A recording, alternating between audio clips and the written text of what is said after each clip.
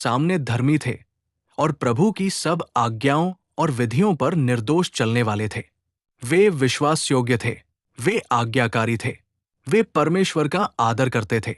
लेकिन लूका 1:7 कहता है, परंतु उनके कोई संतान न थी, क्योंकि एलिजाबेथ बाज थी और वे दोनों बहुत वृद्ध हो चुके थे।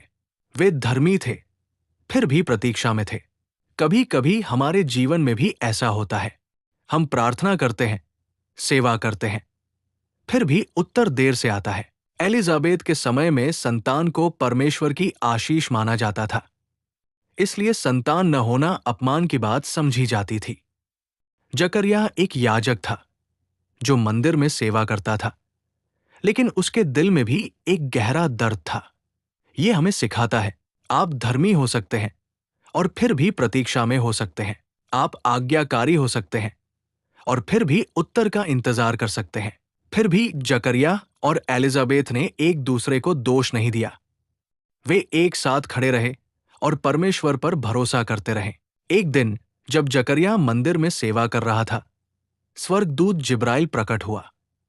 लूका 1:13 में लिखा है, डर मत जकरिया, क्योंकि तेरी प्रार्थना सुन ली गई है। तेरी पत्नी एलिजाबेथ एक पुत्र जनेगी और तू उसका नाम यूहन्ना रखना।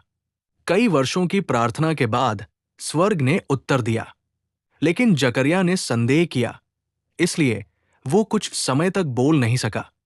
फिर भी परमेश्वर ने अपना वादा नहीं बदला। एलिजाबेथ ने कहा, लूका 1:25 उदास स्माइली, प्रभु ने मेरे लिए ये किया है, उसने मेरा अपमान दूर कर दिया है। जब एक कमजोर हुआ तो दूसरा मजबूत रहा। यही है मिलकर परमेश्वर पर भरोसा करना।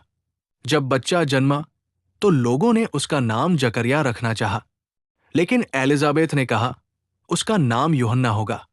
जकरिया ने भी लिखकर यही कहा और उसी क्षण उसका मुंह खुल गया और वो परमेश्वर की स्तुति करने लगा। उनका पुत्र यूहन्ना बपतिस्मा देने वाला यीशु के लिए मार्ग तैयार करेगा। जो उनके लिए व्यक्तिगत दुख लगता था, वो वास्तव में परमेश्वर की बड़ी योजना का हिस्सा था। उनकी देरी में उद्देश्य था, उनकी प्रतीक्षा में परमेश्वर की योजना थी। इसलिए याद रखें, प्रतीक्षा में भी विश्वास योग्य बने रहें। देरी को आपको अलग न करने दें। जब एक कमजोर हो जाए तो दूसरा मजबूत बनकर खड़ा रहे। परमेश्वर कभी देर नहीं करता, वो हर प्रार्थना सुनता है और जब उसका समय आता है तो चुप्पी स्तुति में बदल जाती है। जिस परमेश्वर ने उनकी कहानी लिखी, वही आज भी आपकी कहानी लिख रहा है। उस पर भरोसा रखें, मिलकर